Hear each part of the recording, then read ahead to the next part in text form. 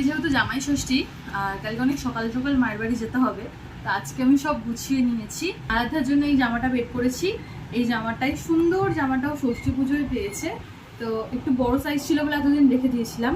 এই সুন্দর জামাটা ওকে পরাবো। মাম্মা দেখ, এই জামাটা পরবি? পরবি এই জামাটা? পরবি?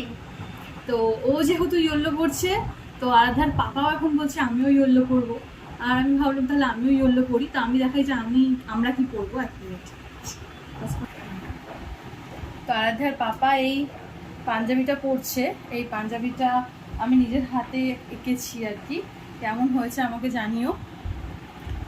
আর যেহেতু সবাই ইয়েলো পরছে, তাই আমিও ভাবলাম হলুদ শাড়িটাই পরি আমার।